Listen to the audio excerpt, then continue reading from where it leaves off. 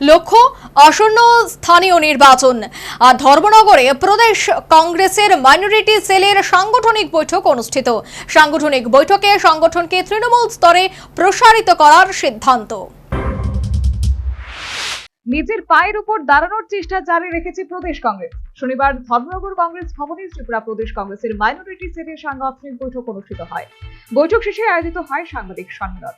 উপস্থিত ছিলেন প্রদেশ কংগ্রেসের সংখ্যালঘু সেলের চেয়ারম্যান রুহুল আমিন, ধর্মনগর জেলা কংগ্রেসের ভারপ্রাপ্ত সভাপতি দিগ্বিজয় চক্রবর্তী, হীরালাল নাথ, বাসিদ আলী সহ অন্যান্যরা।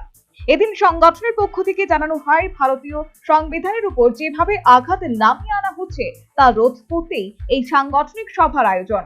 ভারতবর্ষে বিশেষ করে বাঙালি অধ্যুষিত এলাকায় বিজেপি শাসিত রাজ্যগুলিতে বাঙালি সংখ্যালঘু ও বাঙালি হিন্দু মানুষের উপর ক্রমবর্ধমান আক্রমণ করা হচ্ছে বলে অভিযোগ করা হয়।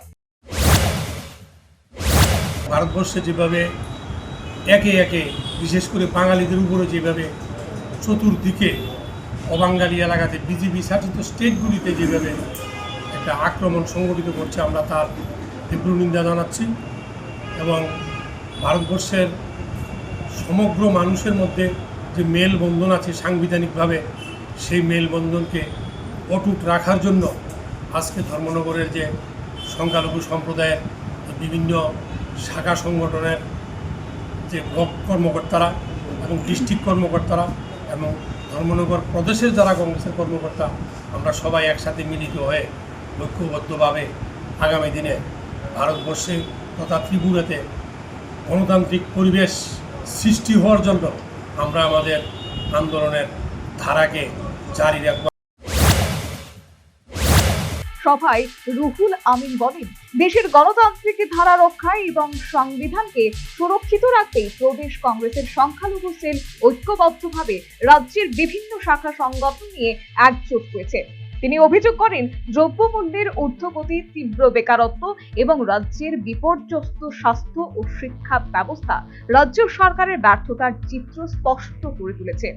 এডিসি এলাকায় বহু বিদ্যালয়ে মাত্র 2 জন করে শিক্ষক রয়েছেন। এমন পরিস্থিতিতে শিক্ষা ব্যবস্থা একেবারে ভেঙে পড়েছে।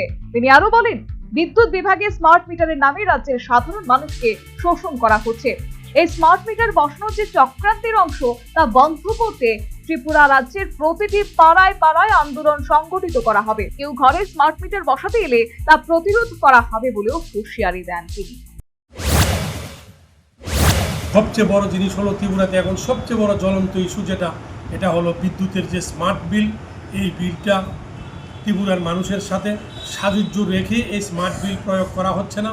এই স্মার্ট বিলের মেশিনগুলি যারা দিল্লির অনাঢ্য শিল্পপতি যারা, তাদের সাথে সেই আদানি আম্বানিদের সাথে একটা যোগাযোগ রেখে ত্রিপুরার মানুষকে শোষণ করার জন্য একটা মেশিন আমদানি করেছে এবং এই মেশিনের মাধ্যমে ত্রিপুরার মানুষ শোষিত বঞ্চিত হবে। আমরা আগামী দিনে স্মার্ট মিটার পাড়ায় পাড়ায় বসতে দেব না। আমরা আন্দোলনে সামিল হয়ে যাব।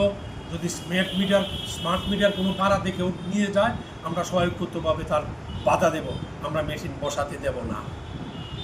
যদি জনগণকে অ্যারেস্ট করা হয় তাহলে কী করা হবে? জনগণকে অ্যারেস্ট করা হলে বৃহত্তর আন্দোলনে আমরা নেমে যাব এবং আইনগতভাবে সহযোগিতা করার জন্য আমাদের আইনি সেল আছে এবং দিল্লিতে আজকে আমাদের। এছাড়া সীমান্তে নিরাপত্তা প্রসঙ্গ টেনে প্রশ্ন তোলা হয়। ভারত বাংলাদেশ আন্তর্জাতিক সীমান্তে বিএসএফ মোতায়েন থাকা সত্ত্বেও কিভাবে অনুপ্রবেশ হচ্ছে, এই বিষয়ে কেন্দ্রীয় সরকারের ব্যর্থতা রয়েছে বলেও অভিযোগ করা হয়। Bureau report, news vanguard.